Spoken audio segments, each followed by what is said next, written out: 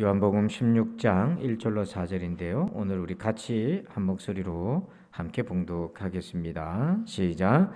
내가 이것을 너희에게 이름은 너희로 실족하지 않게 하려 함이니 사람들이 너희를 출교할 뿐 아니라 때가 이르면 무릇 너희를 죽이는 자가 생각하기를 이것이 하나님을 섬기는 일이라 하리라.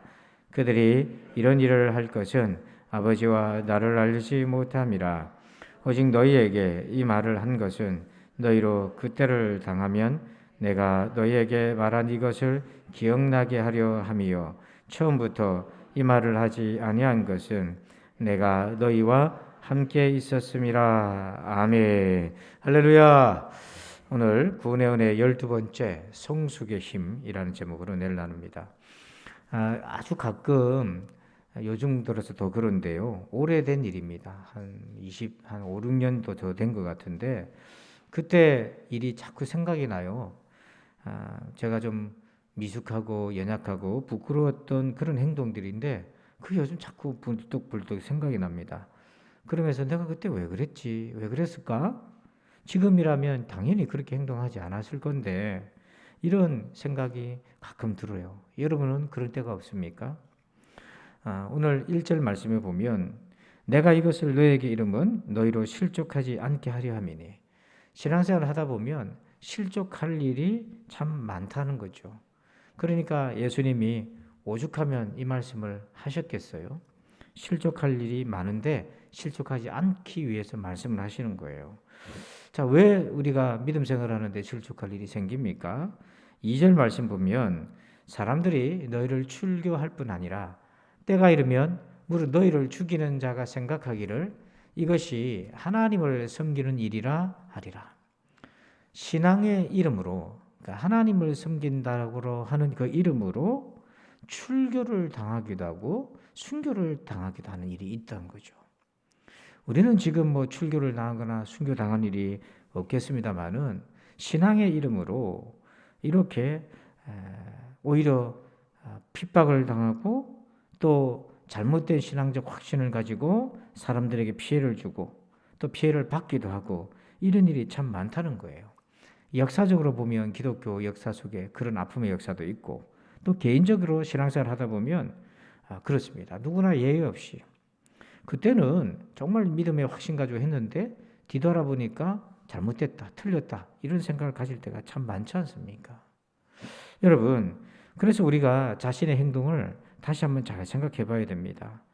지금의 나의 행동이 내가 잘 몰라서 그런 것일 수도 있다 이런 생각을 가질 필요가 있고 또 지금 저 사람의 행동이 잘 몰라서 저렇게 행동하는 것이다 라는 생각을 가질 필요가 있습니다. 여러분, 우리가 어떻게 해야 그런 신앙의 이름으로 잘못된 행동을 하는 사람으로부터 실족하지 않을 수 있겠습니까?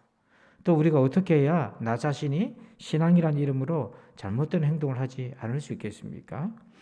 그 답을 3절에서 한번 보십시다. 같이 한번 읽어봅니다. 시작. 그들이 이런 일을 할 것은 아버지와 나를 알지 못함이라. 아멘. 그들이 이런 일을, 즉 신앙의 이름으로 잘못된 행동을 하는 이유가 뭐냐면 성부 하나님과 예수님을 몰랐기 때문에 그렇다는 거예요. 무지하기 때문에 그렇다는 거예요. 여러분 한번 잘 귀를 기울여 보세요. 하나님을 믿는 것하고 하나님을 아는 것하고 같아요, 틀려요? 다릅니다. 그 간극이 참 큽니다. 우리가 하나님을 충분히 다 몰라도 믿을 수 있어요, 없어요? 믿을 수 있어요. 그거는 문제가 아닌데, 그거는 참 잘 된 건데. 그런데 하나님을 충분히 알지 못해도 믿을 수 있단 말이에요. 그런데 그 믿음이 하나님을 전부 아는 것처럼 동일시하는 것이 문제라는 거예요. 이게 우리 실수라는 거예요. 그래서 내가 지금 믿음의 확신이 있고 믿어요. 그런데 아직 하나님에 대해서 모르는 게 너무 많은데도 불구하고 그걸 모른다는 생각을 안 하고 내가 하나님을 잘 안다? 그래서 하나님을 배우려 하지 않는다는 거예요. 이게 우리의 결정적 문제입니다.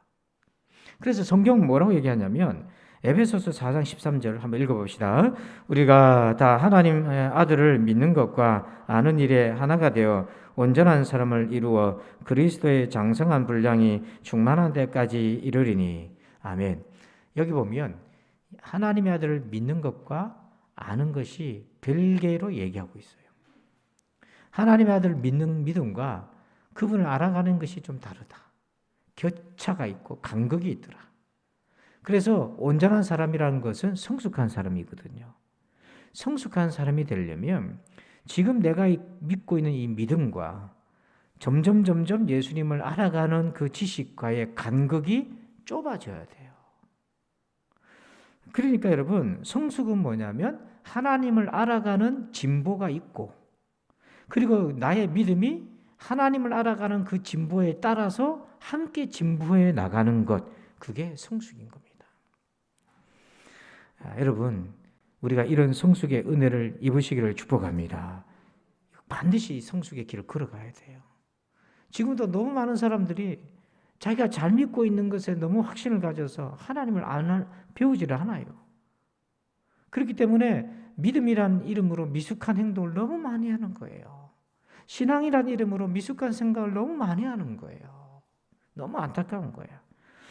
그래서 우리가 신앙이 성숙하면 다른 사람들 때문에 실족하지 않을 수도 있고 최소화할 수도 있고 또 자기도 다른 사람을 실족시키지 않을 수 있단 말이에요. 그러면 여러분, 이 성숙의 힘, 성숙의 능력이 무엇이길래 우리에게 그런 은혜를 가져다 주는가? 세 가지를 꼭 들어보세요. 첫 번째는 이것입니다.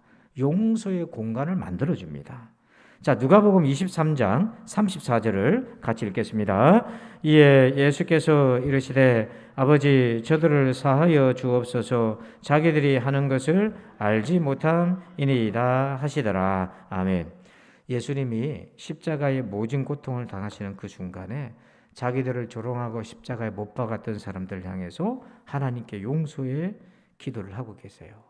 그러면서 뭐라고 얘기하시냐면 자기들이 하는 것을 알지 못함이니이다. 저들이 하나님을 알았더라면, 저들이 예수님을 알았더라면 저렇게 하지 않을 건데 하나님 아버지와 예수 그리스도를 모르기 때문에 저렇게 하고 있다 하시면서 예수님은 마음에 그 고통의 순간에 용서의 공간을 가지셨던 거예요. 저들이 하는 일, 무슨 일을 저들이 했습니까? 33절에 보면 해골이라 하는 곳에 이르러 거기서 예수를 십자가에 못 박고, 너무 간결하게 한 줄로 이렇게 되어 있잖아요. 예수님이 십자가에 못 박히는 과정이 이 한 줄에 압축되어 있는데 그걸 좀 풀어서 생각해 보면, 상상을 해보면 예수님이 십자가에 못 박히는 과정이 얼마나 잔혹했습니까? 예수님이 십자가에 못 박히는 과정에서 사람들이 보여준 그 악독함이란 것이 얼마나 잔인했습니까? 그런데 어떻게 용서할 수 있습니까? 어떻게 용서해달라는 기도가 나옵니까? 저들 역시 신앙이란 이름으로, 하나님을 섬긴다는 이름으로 예수님께 십자가의 포각을 저지르고 있잖아요. 그런데 어떻게 예수님은 저들 향해 용서해달라는 기도를 하실 수 있나요?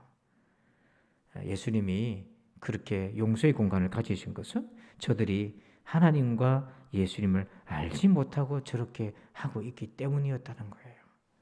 그래서 예수님 마음속에는 저들을 향한 용서의 공간을 가질 수 있었습니다. 그들이 실제로 용서받았는지 안 받았는지는 우리가 알 수가 없어요. 하지만 분명한 건 우리 마음에 용서의 공간을 가질 수 있다는 겁니다. 여러분, 용서는요, 그 사람의 잘못된 행위를 인정하는 게 아닙니다. 하지만 그 일로 인해서 미워하고 저주하고 괴로워하는 우리 자신의 그 상처와 자해를 막을 수 있어요. 더 나아가서 그 행동은 용납할 수 없지만은 그 사람은 용서할 수 있는 공간을 만들 수 있어요. 사도행전 9장 4절에 보면 이제 사도 바울이 예수님 만나는 장면인데요. 땅에 엎드러져 들으며 소리가 있어 이르시되 사울아 사울아 네가 어찌하여 나를 박해하느냐 하시거늘. 여러분, 예수님을 한 주간에 한번 만나보신 적이 있으십니까? 예수님 만난다는 게 얼마나 참 쉽고도 어려운 일입니까? 근데 이 4절 말씀을 보시면 예수님이 이렇게 얘기합니다. 사울아 사울아 네가 어찌하여 나를 박해하느냐 이렇게 얘기하시잖아요. 아니, 예수님을 박해하는 사람에게 주님이 나타나셨어요. 일방적으로. 이 바울이 예수님 만나기를 원했던 것도 아닌데 일방적으로 나타나셨어요. 여러분, 이 박해하는 사울에게 왜 예수님이 나타나셨습니까? 예수님이 죄인들한테는 기도를 듣지 않고 길을 막으시고 돌아보시지도 않으실 텐데 어째서 예수를 박해하고 성도들을 핍박하고 교회를 어려움 처하게 하는 사람에게 주님이 나타나셨는가 하는 거예요. 그것은요, 바울이 하나님과 예수님을 몰랐기 때문에 그런 거예요.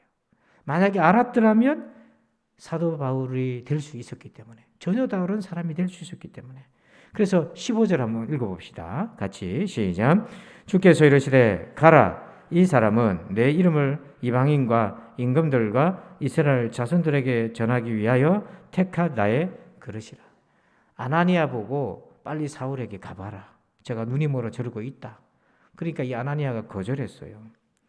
안 간다고. 저 사람이 교회에 얼마나 폐를 끼쳤는데요. 그랬는데 예수님이 15절 끝에 이렇게 얘기하잖아요.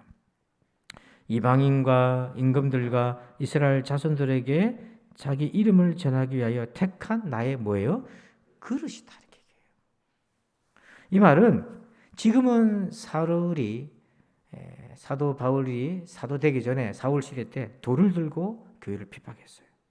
근데 그때는 하나님을 모르고 예수님을 몰랐기 때문에 돌을 들은 건데, 제가 예수님을 알기만 한다면, 믿기만 한다면 이방인과 임금들과 유대인들에게 예수님의 이름을 전할 나의 그릇이 될 수 있다는 거잖아요.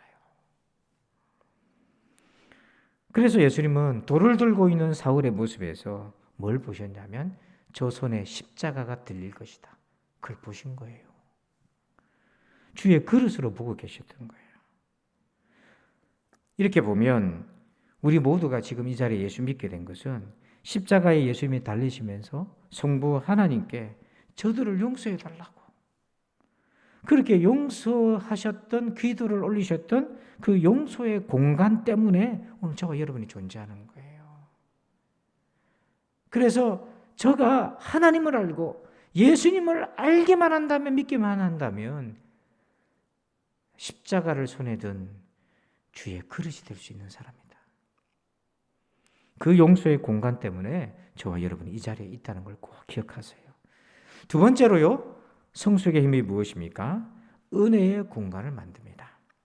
자, 우리 로마서 10장 1절을 함께 읽겠습니다. 시작. 형제들아, 내 마음에 원하는 바와 하나님께 구하는 바는 이스라엘을 위함이니 곧 그들로 구원을 받게 함이라. 아멘. 사도 바울이 소원이 생겼어요. 이 1절에 두 번이나 소원 얘기를 해요. 내 마음에 원하는 바, 그게 소원이잖아요. 하나님께 구하는 바, 그 소원이 기도로 되어 있잖아요. 기도하는 소원. 그 어떤 소원인가? 이스라엘을 위함이니 곧 그들로 구원을 받게 함이라. 자기 동족 유대인들을 위해서 소원을 가졌어요. 이 유대인들이요, 교회를 얼마나 핍박했고 예수님을 십자가에 못 박았고, 사도 바울도 변절자라 그러고 사도 바울을 핍박하고 가는 데마다 방해하고 순교자를 만들고 얼마나 힘들게 했는지 몰라요. 오죽하면 사탄의 회당이다까지 했겠어요. 그런데 자기를 외면하고 배척했던 유대인 동족을 향해서 하나님께 소원을 가져요. 내 마음에 원하는 바, 내가 하나님께 구하는 바, 저들도 구원받게 해주세요. 왜 그렇게 기도가 가능했습니까? 왜 어찌하여 바울의 마음에는 그런 은혜가 흘러나왔습니까? 2절에 보니까 이렇게 얘기해요. 내가 증언하노니 그들이 하나님께 열심히 있으나 올바른 지식을 따른 것이 아니니라. 유대인들이 신앙이라는 이름으로 열심히 뭔가를 했는데 그게 핍박하고 교회를 박해하고 예수님을 핍박했는데요, 사실은 그게 몰라서 그런 것이었다. 올바른 지식을 따른 게 아니었다. 우리 동족들도 하나님을 바로 알고 예수님을 알기만 한다면 나처럼 택한 그릇이 될 수 있을 것인데, 그래서 이 성숙의 힘이 바울에게 어떻게 나타나냐면 은혜의 공간으로 그의 마음에 자리를 잡았어요. 그래서 3절에 하나님의 의를 모르고 자기 의를 세우려고 힘써 하나님의 의에 복종하지 아니하였느니라. 이들이 신앙이라는 이름으로 했지만 그게 하나님을 몰라서 그랬던 거다. 하나님의 의를 모르고 그런 거고, 그리고 자기 의를 세웠던 거다. 하나님을 위해서 한다고 했지만은 사실은 하나님의 의와는 무관했고 자기의, 자기가 옳다고 느끼는 바, 생각한 바대로 했던 것이었다. 그래서 만약에 하나님을 알기만 했다면, 예수님을 정말 믿기만 했다면 그렇게 하지는 않았을 것이다. 그래서 바울의 마음에 은혜의 공간이 만들어졌어요. 폴 데이비드 트립이라고 하는 목사님이 성경을 두 단어로 요약할 수 있다 이렇게 얘기했는데요. 그 두 단어가 이렇게 얘기합니다. 영어로 표현하면 second time, 이게 두 단어잖아요. second는 두 번째라는 말이고 time은 시간인데요. 우리로 말하면 두 번째 기회, 그거를 우리가 흔히 쓰는 말이 은혜라는 표현입니다. 성경을 요약하면 은혜다. 두 번째 기회를 주신다. 바울이 두 번째 기회를 받은 거잖아요. 여러분, 요나가 그랬습니다. 요나가 빨리 가서 니느웨를 가서 복음을 전해라고 그렇게 했습니다. 그런데 첫 번째로 니느웨로 갈 때는, 배를 탈 때는 하나님의 마음이 없었어요. 무슨 마음만 가득 찼냐면 저 원수 국가인데, 우리나라를 괴롭힌 아수르의 수도인데 내가 거기 가서 저들의 구원을 위해 복음을 전하라고요? 그러니까 민족주의라는 사상이 복음보다 위에 있어가지고 이 요나의 길을 막은 거예요. 여러분, 이거 경계하셔야 됩니다. 그 어떤 사상이나 이념도 복음보다 앞서가면 안 되는 거예요. 그러니까 이 요나가 니느웨로 안 가잖아요. 정반대로 가지 않습니까? 그러다가 바다에 빠져 물고기 뱃속에 들어가잖아요. 그래서 울며 불며 기도하고 하나님께 회개하고 살려달라 하니까 하나님이 두 번째 기회를 주는데, 두 번째 기회는 뭐냐면 하나님의 마음을 가지고 니느웨로 가라 얘기인 거예요. 이게 두 번째 기회거든요. 그러니까 요나가 하나님 마음만 알기만 하면은 처음에 안 가려고 발버둥 쳤던 그 마음은 사라지고, 아버지 하나님의 마음만 안다면 원수국까지만 뜨겁게 가서 복음을 전할 수 있는 사람이었기 때문에 하나님께서 그에게 두 번째 기회를 주신 거예요. 오늘 우리도 그래요. 우리가 무지하기 때문에, 주님의 마음만 안다면 더 좋아질 것을 아시기 때문에, 그래서 우리 주님이 끊임없이 우리에게 기회를 주시는 거예요. 그래서 저도 제 인생을 쭉 돌아보면 끊임없는 두 번째 기회를 주신 거예요. 그때는 몰라서, 그때는 어리석어서, 근데 제가 하나님을 알기만 하고 은혜를 받으면 이게 전혀 다르게 쓰임받을 수 있기 때문에, 그릇이 될 수 있기 때문에, 그래서 하나님은 끊임없이 우리에게 은혜를 주셨던 거예요. 우리가 우리 자신뿐만 아니라 다른 사람을 볼 때도 마찬가지입니다.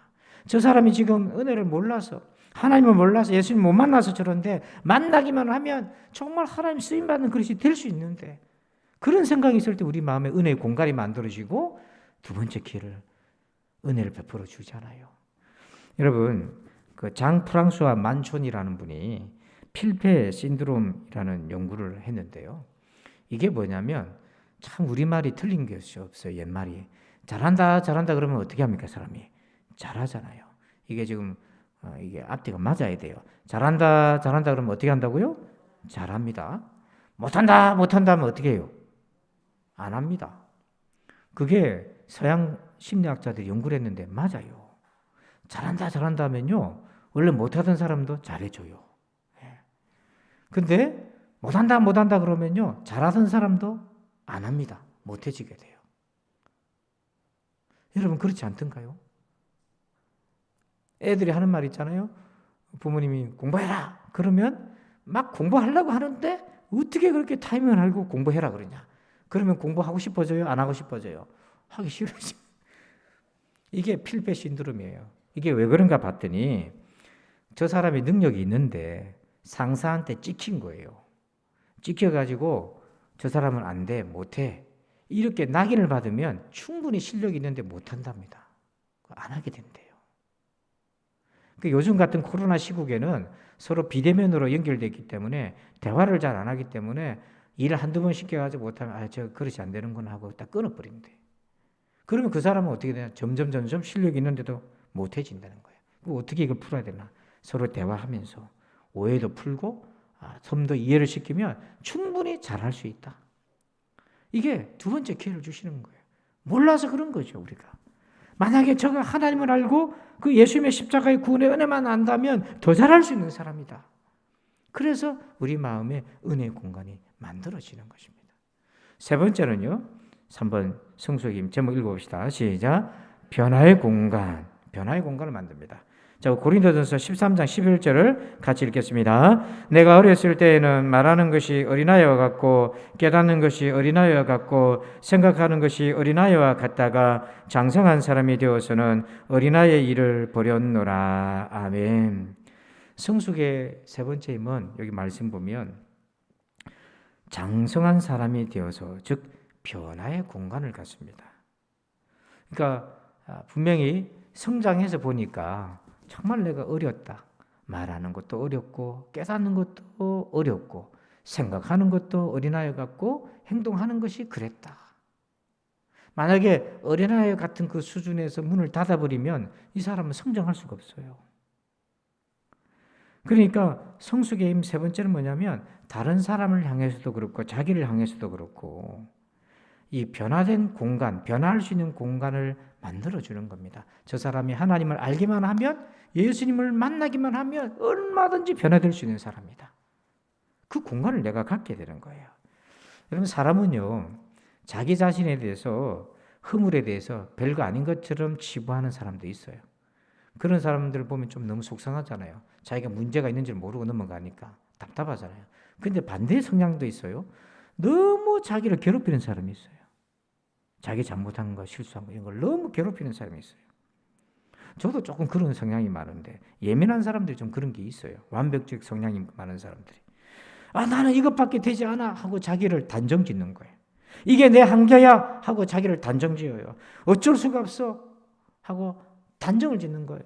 그러면서 자기에게 실망하고 좌절하고 자기를 외면해버리고 자기를 막 괴롭히는 거예요. 그러나 여러분, 우리가 장성한 사람이 되면 어린아이 같은 행동, 생각, 깨닫는 것, 이런 모든 것들이 얼마든지 바뀔 수 있습니다. 문제는 내가 이렇게 얼마든지 바뀔 수 있는 존재라는 것을 못 보는 거예요. 그런 공간이 나한테 없는 거예요. 근데 성숙은 뭐냐면 내 안에 그런 공간을 만들어주는 거예요. 제가 하나님을 만나기만 하면, 능력을 받기만 하면 지금보다 얼마든지 바뀔 수 있다는 거예요. 그거는 다른 사람뿐만 아니라 자기를 향해서도 적용해야 돼요. 이 변화의 공간을 가져야 됩니다. 그 심리학자인 캐롤 드웩이라는 분이 사람의 마음을 연구를 했는데 사람의 마음은 두 종류로 딱 나눠지더랍니다. 화면을 잘 집중해서 좀 잘 안 보일 수도 있는데 한번 보세요. 첫 번째는 뭐냐면 대부분의 사람들이 이런 마음을 갖고 있는데 고정 마인드. 이게 뭐냐면 우리의 지능은 딱 정해져 있다.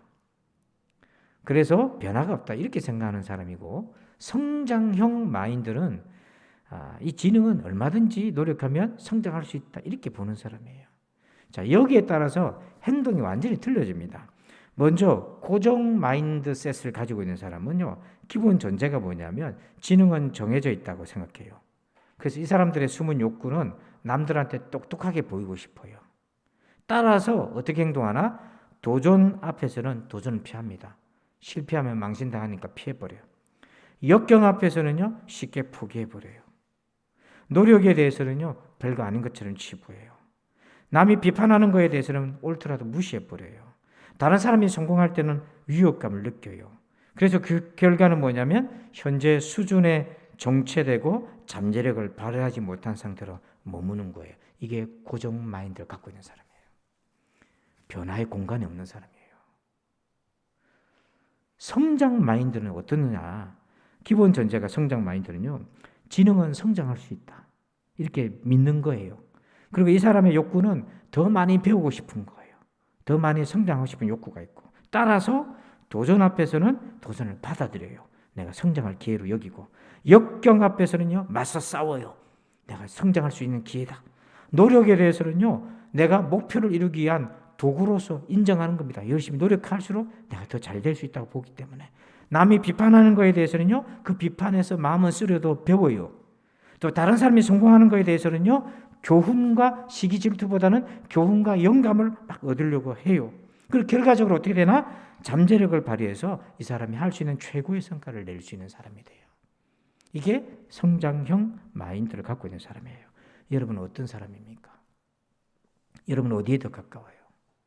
신앙생활도 동일하게 적용할 수 있어요. 여러분, 사진을 보면 가룟 유다와 베드로의 모습이 나오는데요. 이 두 사람 다 예수님을 부인한 사람들입니다. 뭐 도찐 개찐입니다. 누가 낫고 덜하고도 말할 수 없어요. 근데 운명이 바뀌었어요. 운명은 엇갈렸어요. 가룟 유다는 은 30에 예수님을 배반했잖아요. 은 30에. 베드로는 예수님을 3번 모른다고 그랬어요. 3번 부인했다고 그랬는데 부인이라는 단어는요, 함부로 쓸 게 아닙니다. 예수님 그렇게 얘기하셨어요. 네가 사람 앞에서 나를 부인하면 하늘에 계신 내 아버지도 네 모른다 할 거다. 그게 부인이란 말이에요. 그걸 베드로가 사람들 앞에서 3번이나 했다고요. 여러분, 적그리스도가 뭡니까? 적그리스도는 뭐냐면 단지 이단이 아니라 예수님이 그리스도가 아니라고 부정하는 사람이에요. 그 베드로는 적그리스도였던 거죠. 그 순간만큼에만 보면. 그러니 베드로가 뭐 유다보다 낫다 할 만한 구석이 뭐 있습니까? 둘 다 똑같은 거예요. 그런데 결말이 달랐어요. 왜요? 유다는 자기를 용서할 수 없었어요. 죄책감과 잘못했다는 건 알았는데 잘못을 저지른 자기를 용서할 수 없었어요. 그걸 견딜 수가 없었어요. 한마디로 말하면 고정 마인드셋에 딱 정해져서 자기는 안 되는 존재라고 여겼던 거예요. 나는 태어나지 말았어야 될 존재다. 그러니 그렇게 생각하는 사람에게 남아있는 건 뭡니까? 죽음밖에 더 있겠어요. 지금도 이 순간에 많은 사람들이 나는 태어나지 말았어야 될 존재다. 이렇게 생각하고 사망의 그냥 문들을 열었다 닫았다는 사람들이 얼마나 많은지 몰라요. 여러분 절대로 그런 생각하지 마십시오. 그러면 가룟 유다처럼 세컨드 타임, 2번째 기회란 없는 거예요. 베드로는 어떻게 된 겁니까? 통곡을 했어요. 예수님하고 눈이 마주치고 닭 울기 전에 네가 나를 3번 부인한다는 그 말씀이 생각이 나면서 자기의 연약함과 무력함과 예수님을 눈앞에서 모른다고 했던 게 너무 싫고 괴롭고 심한 통곡을 했어요. 그런데 유다랑 다른 점이 하나 있습니다. 예수님의 말씀이 생각이 난 거죠. 네가 닭 울기 전에 나를 3번 모른다 할 것이다. 네가 지금은 나를 따라올 수 없으나 후에는 나를 따라올 것이다. 그러면서 지금은 내가 안 되지만 나중에는 된다 하셨다. 이게 뭐예요? 성장형 마인드를 가진 거예요. 내가 변화될 수 있다. 그러면서 자기를 후벼파지 않았어요. 자기를 들들 볶고 사지로 내몰지 않았어요. 회개하고 엎드리고 그랬을 때 주님이 찾아오셔서 주님이 그를 만나 주셨을 때 부활의 주님을 만나면서 그가 온전히 회복이 되고 정말 변화된 사람으로 정말 장성한 사람이 되어서 예수님의 십자가의 길을 거꾸로 매달리면서까지 따라갈 수 있었잖아요. 여러분, 우리 자신에 대해서 좀 더 긍휼을 베푸십시오. 지금은 내가 깨닫고 생각하는 것이 너무 미숙하고 어린아이 같고 그래서 내가 싫다, 내가 나를 싫다고 말할 수 있지만은 그렇지 않아요. 우리가 하나님을 더 깊이 알아가고 예수님을 만나기만 하면 얼마든지 바뀔 수 있어요. 요한복음 16장 3절 그들이 이런 일을 할 것은 아버지와 나를 알지 못함이라. 여러분, 우리가 지난날 어리석게 행동했던 것들, 그것도 신앙이란 이름으로 그렇게 했던 것들, 사실 그게 다 하나님과 예수님을 몰랐기 때문에 했던 것들이 참 많아요. 지금도 우리는 그렇습니다. 때문에 우리가 하나님을 더 깊이 알아가고 주님을 더 깊이 알고 배워간다면 우리는 성숙하게 될 것입니다. 그 성숙의 힘이 오늘 우리에게 필요해요. 성숙하면 3가지 공간이 만들어져요. 용서의 공간이 만들어지고 은혜의 공간이 만들어지고 변화의 공간이 만들어집니다. 여러분 마음에 이 공간이 있으십니까? 이 공간이 성숙으로부터 오는 것임을 기억하고 오늘도 성숙의 길 걸어가시길 주의 이름으로 축원합니다. 아버지 하나님 감사합니다. 오늘 이 말씀을 받았습니다. 구원받은 우리에게 필요한 이 성숙의 힘을 우리 모두가 경험하게 도와주셔서 하나님 아버지 용서의 공간, 은혜의 공간, 변화의 공간을 끊임없이 만들어가게 도와 주옵소서. 내가 하나님을 알기만 한다면, 저가 주님을 알기만 한다면 하나님 우리는 얼마든지 주의 택한 그릇이 될 수 있음을 깨닫고 오늘도 믿음의 길 전진하게 하여 주옵소서. 감사하며 예수님의 이름으로 기도합니다. 아멘. 우리 다 함께 자리에 일어나셔서 우리 좌우로 서로 인사합시다. 우리 인사할까요? 반갑습니다. 인사할까요? 감사합니다. 예, 앞뒤로도 인사하시고요. 우리 성령 1장을 찬송 드리고 축도로 예배를 마칩니다.